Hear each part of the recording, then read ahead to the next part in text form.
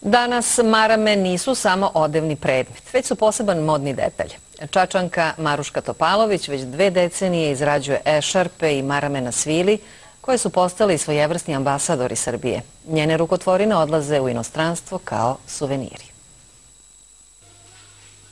Umetnost i moda za Marušku Topalović jedinstven je spoj kojim započinje i završava svaki dan. Prve metre svile kupila je pre 20 godina, a od tada četkicama i bojama oslikava i potpisuje svoje snove i zadivljuje ljubitelje modnih detalja. Onog trenutka kad nanosite boju na svilu, ona vam tad pravi bukvalno inspiraciju i to može da bude samo početak jedne dnevne priče koja može da bude savršena, ali s obzirom da ja to jako dugo radim, meni je to sasvim jednostavno da u svakom trenutku osmislim nešto novo. U ateljeu u Preljini kod Čačka Maruška je odslikala na 1000 metara svile.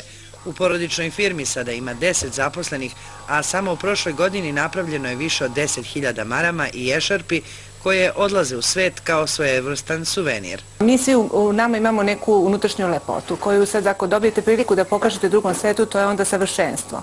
Ako je pokažete i to se nekom dopadne, onda vam je još veća inspiracija i jednostavno ostavite za sobom neki interesantan trag koji će pričati.